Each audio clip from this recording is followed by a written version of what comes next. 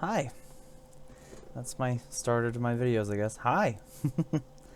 I haven't done an update for a little while, so I'm back. I've been writing blogs and I've been working every day, which I'm super proud of. I just haven't been posting, but I'm here to post as usual. So my little test map looks quite a bit different now,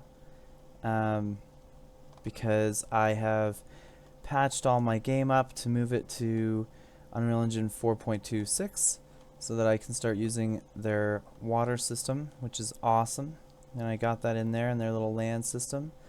And I got it all set back up again with my old landscape settings and how all of that worked.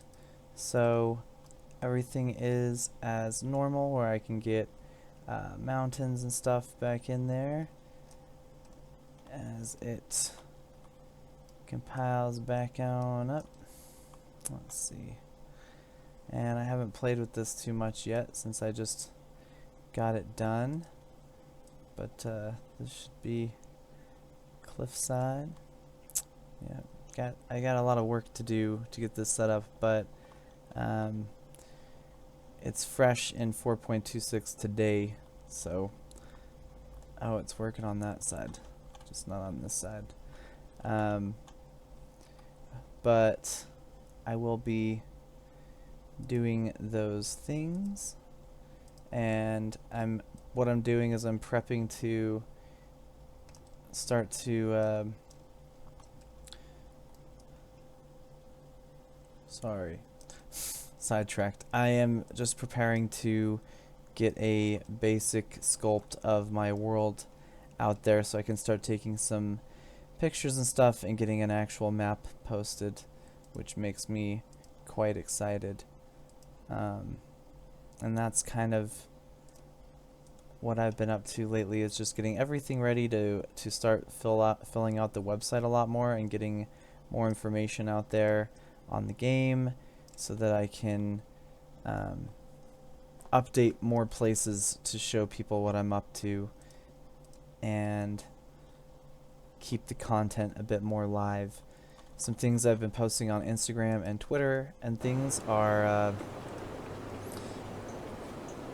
I hope that sound's not too loud.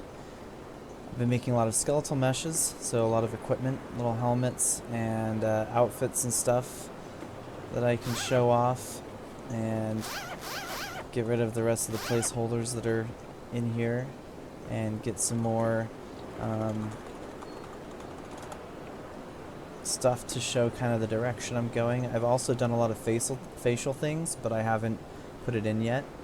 So there will be eyes and stuff instead of just this little mannequin blank face I've had for so long. And I'm excited to show that stuff off. I am making all custom animations in Blender, which has taken me quite a bit of time, but I like having all of that control over it. So I'll be out of all these default mannequin animations.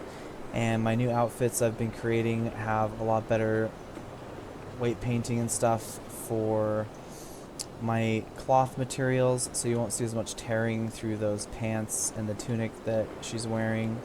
And I'm also making sure that I do it for both genders. Oh, which there's a bug right there that I gotta fix, which is that when I switch to a male character, my helmet disappears, which is not the intention of that.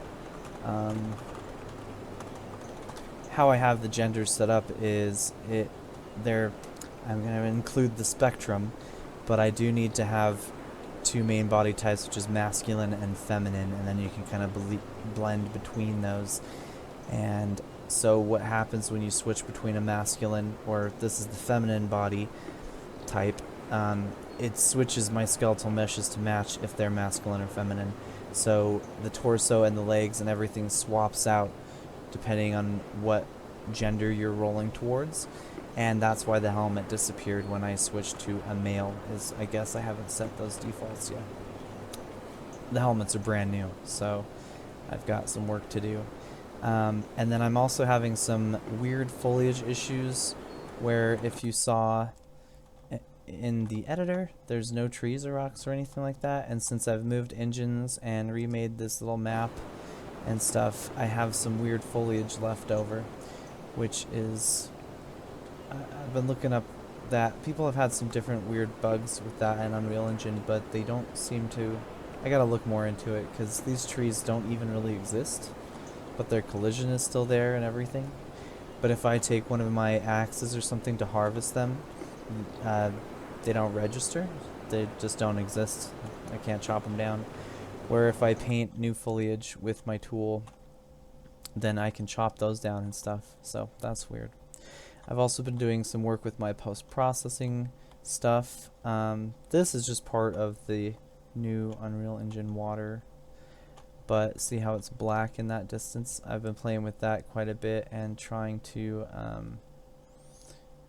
make it so I can just exclude things like the sky and the water from my post-processing effects. But I have a few post-processing effects on that, so if I try to do a random render custom depth pass, then it does ignore my outline post-process, but then it goes to another outline post-process I have for picking up items. So on that material, I'm working to make it so that it does exclude the water, and in weird situations it has brought the sky in, so like the sky gets outlined in the same blue, and that's something else I'm working on. But it's all for a big push towards having my real size maps and start turfing out the territories, because like I mentioned, I've been working on the website quite a bit, and that has been what's taken up a lot more of my time. I've changed my homepage a bit. I added this little donate button. It's just through PayPal. I haven't set up like a Patreon or anything yet, because I don't really know what rewards I'll be able to do. And it's kind of just a placeholder, but if somebody wanted to buy me a coffee, that's very nice. But I'm not expecting anything from this yet. I just kind of wanted to see how it would look if I had a donate button on my main page. And since I put one on my main page, I wanted to hook it up to something, so it's hooked up to PayPal. But I would like to get a Patreon this year at some point. My about page is pretty much the same, has my links to my personal stuff. I believe these links are fixed to be specifically Seven Wildz things. And then I just show kind of what tools and stuff I use if you've never seen the website before. And then I turn this into a drop-down menu so that on news you can see the blog, which I have been updating more often than my videos. And I try to fill these out with quite a bit of what's going on, and I always try to throw a picture in there of what I worked on that day. So I've been making more furniture and stuff for housing. And then I have my little videos section, and these are set up to link to the most recent video on the playlist. And that was another thing that really drove me crazy, this gap between videos, is I have been recording, but I've been trying to use a Mac that my mother-in-law gave me, and I had recording software on there. The recording software on my PC is all paid for and licensed. The one I was using on the Mac was open source, which is great. But then what happened is I actually did have to pay for it to not have a watermark on my videos, and I should have tested it before I got into it. But basically I lost like 12 hours worth of footage from modeling helmets and furniture and new foliage and new structures. I've been modeling like 6 hours a day. I get up in the morning, make my wife coffee, we hang out, and I start modeling until about 2 or 3 p.m. Or if I'm not modeling, I'm programming, or I'm doing something related to Seven Wildz until about 2 or 3 p.m. unless I work that day. And then if I work that day, I try to get some time in, but if I already went to work at the restaurant with my wife, then usually when we get off work, it kind of is us time, or maybe I'll play some video games. And then weekends, I've been giving myself some personal time. That's usually when we work, is like weekends, because it's a restaurant and that's when we're busy. And that's why if I'm not working my day job, then I'm usually hanging out with my wife. But then Monday through Friday, I try to get game stuff done. But my point is I lost all this footage, and so I was pretty bummed. But yeah, so this new drop-down menu will show you that. and I also recorded me working on the website, so you could see that behind the scenes. And then I wanted to make gameplay stuff on my website that would be kind of like my own wiki. So instead of having a third party have all my information on it for people to look up things while they're playing, like when you're on different games and you want to look up recipes for items, you go to wiki for it. And I thought it'd be really cool if some official game sites just had all that stuff on there, so that you know the developers told it to you straight. And it is kind of like spoilers problem, but if players are going to look it up one way or another, then I might as well be the one that gives the resource to them. And if you don't want spoilers, don't look into the gameplay section. In here I have... Oh, I think dinner's ready. Yes, my love. Okay, I'll be right down. She's so sweet. We kind of take turns cooking for each other. I'm just going to finish this little video real quick and then go have dinner. So I've added this little section where players can look up information about the game. I've got a quote in Gaeilge in Irish. That's a little proverb for things I thought were fitting. And in the creatures section, you'll be able to look up friendly, neutral, or aggressive creatures. Right now, I've got this little under construction sign hiding stuff because I don't have a lot of AI done yet. And then in factions, these are straight up default thumbnails from the web host I use. But I'll put information on the factions in here so you can look up like who leads the factions and history of them and stuff. And then in items, I've probably worked on this the most lately. You can look up actual in-game items. So this is like what I'm talking about as far as replacing a wiki goes. And you'll be able to see the stats from them. Or if it's crafting stuff, you'll be able to see like the materials. Maybe I'll link like places that you can get them to the world map if you want to go grinding or whatever. Equipment. This is where you'll be able to find equipment and all of its stats and like its weight and stuff like that. You'll see I don't have a lot of it filled out yet. It has stats in the game, but I haven't done any balancing or gameplay. I'm kind of waiting until I can ship the game to some of my friends to test together, since it's an online game, and then I'll start filling these out when we've like used the items against each other and stuff. But as I've been modeling items, I've been trying to put them on here, so that's pretty cool. You can see their little thumbnails. And quests, I don't have anything in here yet. Usable, these are usable as like workstations or things in the environment players can interact with, so it's not necessarily like a consumable where you drink it or eat it. A usable is like you can sleep in a bed to change your spawn point, or store stuff in a barrel, or craft and stuff like that. So that's the usable section. Be a lot of furniture and stuff in there that you can sit on and those things.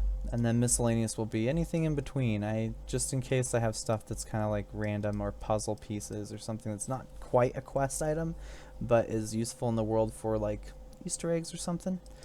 And I'll try to still keep some stuff secret on here, but like I said, if I see stuff start popping up on a wiki, I might just post it here so my website gets traffic, because that will help fund development as well.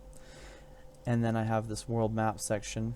The world in the game is called The Garden, and you'll understand more and more of that as I release more of the story, which is another thing I've been working on a lot lately, is I've just been writing out chapters and stuff in case it is a graphic novel or something one day as well. And more quotes of Skellige. And then I've got the little regions broken up into their own little picture. And I'll make this website a bit more interactable as I get the world map out. This is just a super simple sketch from my notepad that I brought into GIMP and outlined and made it look a little nicer, just so that you could see the world for when you start reading about the storyline and kind of understand where things are at. And these reasons are why I'm trying to get it all set up in 4.26 so that I can start using these splines and stuff to play with you know, filling out my world and all that jazz. So I'm excited. That's what's to come. I'll start because once I get that, I'll be able to take, you know, top-down pictures and putting them where the map are and then making them more interactable and stuff. And it's going really well. I just am like pushing towards some alpha gameplay, and I'm not too far away, I hope. Weird problems always come up, like my little post-processing issue or this foliage that just won't go away. But I'm excited because a lot of my time has gone into making more equipment and just overall items in the game and recipes and stuff like that, so that it's playable. Even if there's not a ton to do, it'll be playable. And if you've seen my Instagram and stuff, you've seen that houses and structures are buildable now. You can make a little base. So that's happening. It already works. And so what you'll find in Seven Wildz as you go through it, since I'm incorporating a decent story, is the world exists as it is, the garden, and you are now a citizen in it or whatever. And you can climb the ranks of a faction you like or go off on your own. And there's territories you're going to be able to... You can build anywhere freely, but if you build in places that are owned by, you know, a knight or a king or a duke or something, and they don't necessarily like you, they could come by and burn your town down because you don't have a right to live there. And if you get friendly with that faction and work with them, then you might be allotted a fief or a fief and get some land that you can build on with their protection. Or you can just run off and do your own thing and be a bandit in the woods and build your own little thing and fight everybody. You can do whatever you want. Since it's multiplayer, it'll be interesting to see how a crafting game with a story works out. And so I'm setting it up kind of like DayZ, where there's towns that already exist, but players go and build off outside of those towns. Instead of being like, I guess Minecraft and stuff has that too, but these will be populated, story-driven kind of places with trade routes and stuff. I hope, if I can get that far. And then you can make a little life for yourself in the garden. And as you figure out more about the sins and the virtues that live here, you can join factions like the Burning Lily, the Alluring Dandelion, the Succulent Marigold. These are all their homes, and all the factions are named after flowers because they live in the garden. And there's stories behind their names and their factions' names and why they do all of that, and that will all be popping up on the website, which I think is awesome. So, and I think I mentioned before, I've got seasons and everything working. I really am just kind of pushing out to get some content going now. I patched a bunch of issues, like some infinite loops I had, and some other stuff. And next time I do an update video, hopefully I'll have some land masses sketched out with, you know, some filled out forests and towns, and I can take you on like an actual walk through the world for its first kind of actual gameplay footage, which would be really cool. And all these helmets and everything I'm making have materials set up so that you'll be able to change their colors and have like a full dye system. And that goes for pretty much everything I'm making that a person would be able to dye. I'm going to try and make it so you can change colors of things. So that's a quick update. My wife just finished dinner. I'm going to go eat and hang out with her and watch a show. I've been working on this all day. I'm really happy to be in 4.26. I'm happy I didn't break any major things, and the little things I did break I've already fixed today. And I look forward to showing you more. So there's a speed run of everything going on. Thanks. Have a good one. Bye.